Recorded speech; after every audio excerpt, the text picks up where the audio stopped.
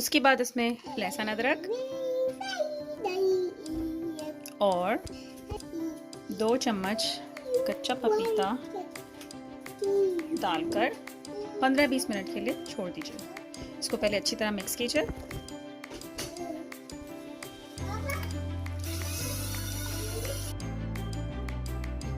प्याज,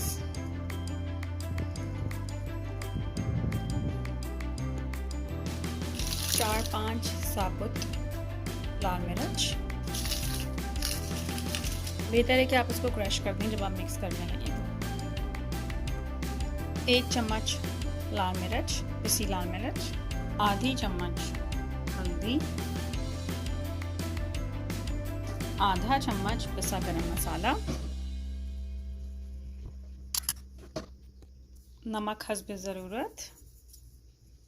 दही इसमें डलेगी 1 कप, सोया सॉस 2 टेबलस्पून, 1 चम्मच खसखस जिसको हमने पहले से भिगो के और धो के रखा हुआ था। अब हम इसको मिक्स कर देंगे और इसको छोड़ देंगे 2 घंटे के लिए।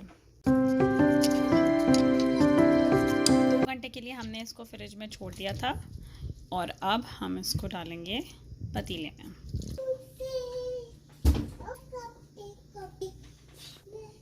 अच्छा जी, तेल हो गया है अब गरम। अब हम ये जो पूरी मैरिनेशन थी हम डाल देंगे तेल के अंदर।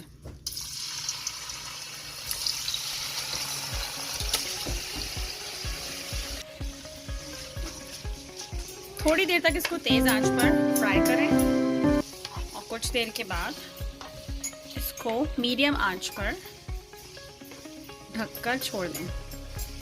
अगर आपको लगता है कि आपको पानी की ज़रूरत है तो आप पानी डालकर भी छोड़ सकते हैं, लेकिन मेरे ख्याल से पानी की ज़रूरत नहीं है क्योंकि इसमें हमने दही डाली है, कच्चा पपीता डाला है, प्याज है। इसको हमने फ्राई कर लिया है। अब हम इसको दरमियानी आंच पर लो फ्लेम पर छोड़ देंगे।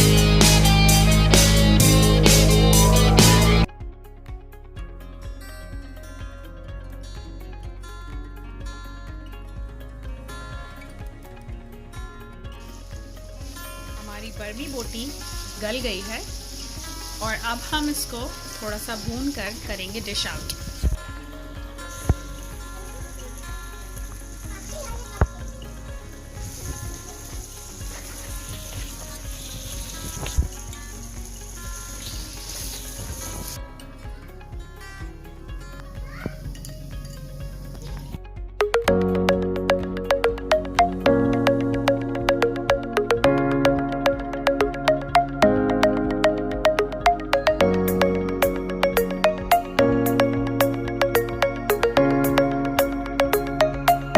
अगर आपको हमारी तरकीब अच्छी लगी है बर्मी बोटी तो ज़रूर खाइए और हमें भी बताइए कि आपको कैसी लगी और हमें भी खिलाइए वर्चुअली।